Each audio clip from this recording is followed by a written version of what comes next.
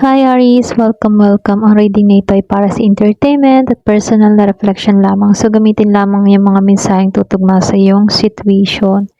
So, gagamit tayo ng oracle card. Itatanong natin kung kamusta ba yung love life mo, career mo, or finance mo. Okay, kamustahin natin siya. So, start na tayo. Give me the message.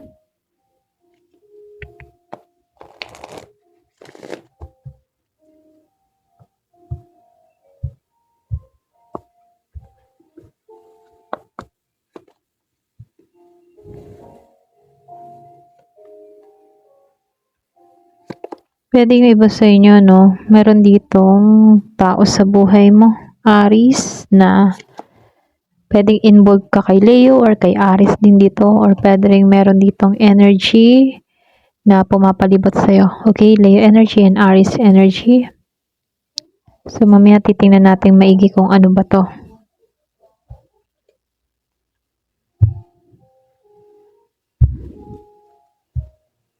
Give me the message for Aries.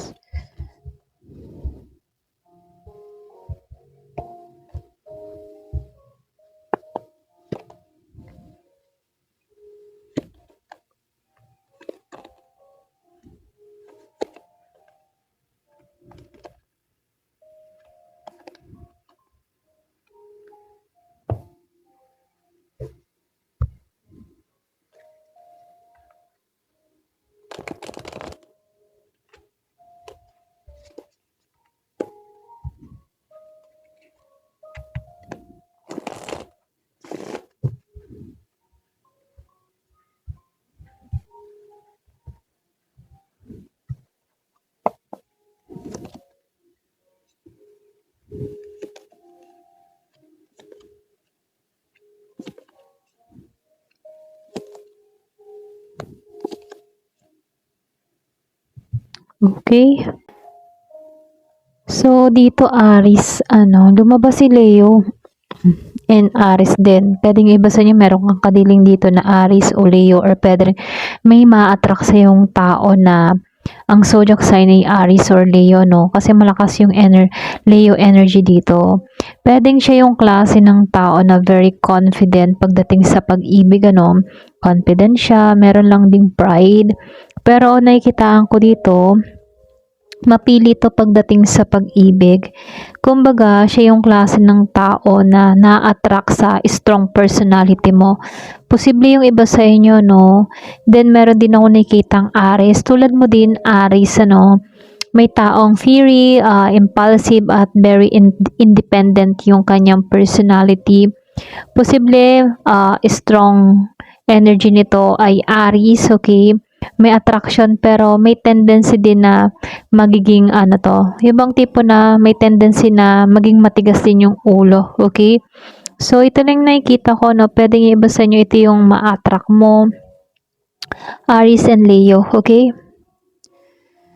So, meron ding maliciousness dito and discovery. Kung titingnan sa maliciousness, para bang mag-ingat ka, para bang pinag-iingat ka dito. Pwedeng yung iba sa inyo, lumabas, may poison, maliciousness. Mag-ingat ka sa taong may inggit, yung iba sa inyo. Pwedeng may mga tao ka sa paligid mo or sa buhay mo, or pwede rin sa working area mo na may halong inggit, may halong selos, hindi maganda yung intention. So, ingat ka din sa mga taong makikilala mo, okay? Hindi lahat kasi ng lumalapit sa iyo, Aries, ay totoo yung kanyang adhikain sa iyo, okay? Kaya, kailangan andun pa rin yung pag-iingat mo, Aries, sa mga kasalamuha mo. So, lumabas ang discovery. So, yung iba sa inyo, pwede kang may matuklasan or pwedeng matuklasan mo tong taong ito, okay? Kumbaga, meron dito kang matutuklasan na isang sitwasyon, pwedeng may mga revelation na malaman ka or magpapalinaw sa iyong nararamdaman. Puwedeng iba sa inyo, meron kang, malaman about dito sa taong ito or puwede rin sa tao sa paligid mo kasi puwedeng meron ditong malisyoso, malisyosa sa buhay mo, ganyan. So, mag-ingat ka na lang ano, kung sino yung mga, papapasukin mo sa buhay mo. Kumbaga meron lang mga konting babala 'no. So, meron ditong change and birth. So, dito sa change ano, para bang may malaking pagbabago sa love life mo. Yung iba sa inyo, puwedeng magbago na yung status ng mindset mo or puwede ring tuluyan ng iwanan mo yung mga lumang cycle dito, okay? So, bagong simula 'to kasi lumabas ang birth. Puwedeng may potential na magkaroon ng bagong connection or puwede ring merong bagong chapter dito na matatapos na para sa'yo. Yung iba sa inyo 'no, merong baby dito parang ni-renew ka dito or puwede ring sabihin na, bagong simula, okay? Kaya lang dito 'no, lumabas itong victim.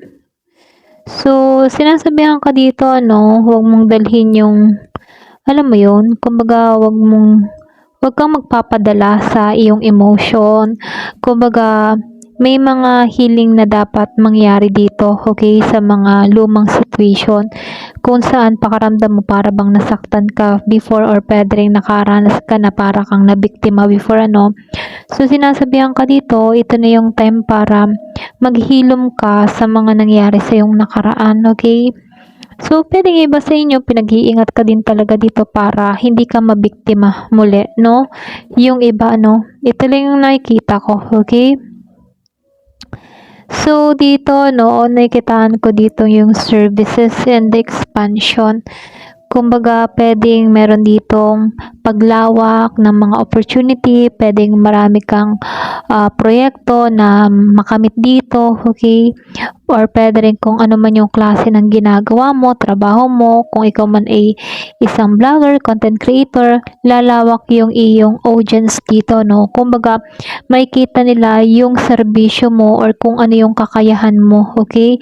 Kung ano man yung mga ginagawa mo, makikita nila yung creativeness mo, okay? So, nakikitaan ko dito 'no, meron akong nakikitang paglawak kasi dito, eh. Or puwede rin yung iba sa inyo bagong kliyente din yung makakapansin or makakapuna sa'yo. Para bang meron ditong bagong source of income na darating sa buhay mo, may paglawak, may paglago, okay? So, dito 'no, lumabas itong perfection and forgiveness. Yung iba sa inyo puwedeng mataas yung standard mo sa sarili mo, okay? Maganda yung pagiging quality conscious mo dito pero wag mong hayaan na maging dahilan nito para ma-delay din yung mga action. So, may kailangan kang bitawan, okay? Yung iba sa inyo puwedeng nakaranas ka din ng disappointment sa isang tao, maging sa karera mo. So, yung iba sa inyo kung nakaranas ka ng disappointment, okay? So, ito na yung time para patawarin din yung mga sarili sa mga bagay-bagay na hindi nag-work out, okay? Kailangan lang yung pagtanggap at pagpapatawad sa sarili, okay? Kung nagkamali minsan ano, kumbaga binibigyan ka dito ng kaisipan dito na ito na yung time para sa pagpapalaya, okay? Sa mga sitwasyong hindi nakakatulong sa'yo, okay? So, lumabas itong growth. Yung iba sa inyo, puwedeng meron ditong paglago. Very positive kasi yung card na 'to. Kasi ito yung unti-unting nagpapakita ng progress mo, okay? Hindi man ito instant pero lumalabas na merong development na papunta sa stable na posisyon or pagiging stable mo dito, okay? So, pagdating sa finance ano, lumabas itong sa The High Priestess and the King of Pentacles. So, good sign 'to 'no, kasi huwag mong kumbaga dito magiging maayos yung financial plans mo, magiging okay ang lahat. Kung meron kang mga plano or meron kang gustong gawin, huwag mo munang ipagsabi, okay? Para nang sa gano'n yung financial plans mo dito ay magtuloy-tuloy. May mga bagay dito na mas magandang i-observe mo muna bago ka gumawa ng isang malaking desisyon, 'no? So, lumabas si King of Pentacles dito, strong financial stability card 'to. Kumbaga may potential ka para maging secure at consistent yung income mo, okay? Maaaring yung iba sa inyo meron ditong pagmamatured or business-minded person na makakatulong o magiging significant sa finances mo. kumbaga makakatulong sa sitwasyon mo, okay? So, lumalabas tong si Ace Pentacles and sa Seven of Pentacles. Bagong opportunity pagdating sa pera. Pwedeng bagong trabaho, bagong proyekto, or pwedeng mga business opportunity, investment opportunity, or pwedeng bagong income source yung paparating sa buhay mo. So, be patient ka lang, may itinanim ka na, hindi mo naman kailangan na makita agad yung iyong tinatrabaho. Kumbaga, yung itinanim mo, unti-unti yang uusbong, unti-unti yang bubunga, at unti-unti yang lalago. So, huwag kang basta sumuko, dahil mabagal yung progress na nangyayari sa'yo. Huwag kang susuko kasi makikita mo din yung resulta diyan, okay? So, dito, lumalabas sa Knight of Wands at itong si Page of Cups. Kumbaga, may mabilis na movement na paparating. Meron mga biglang opportunity, pwedeng proyekto na kailangang aksyonan agad. Pero iwasan din yung impulsive spending, yung mga risky decision, iwasan mo yon.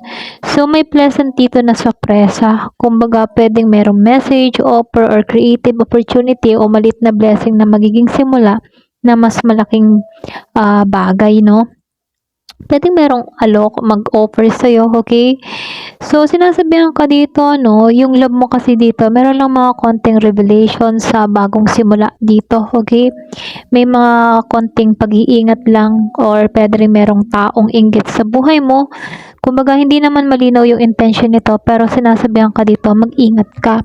Pagdating naman sa karera mo dito, so lumalabas dito, merong expansion na mangyayari sa'yo, meron ding growth na mangyayari sa'yo.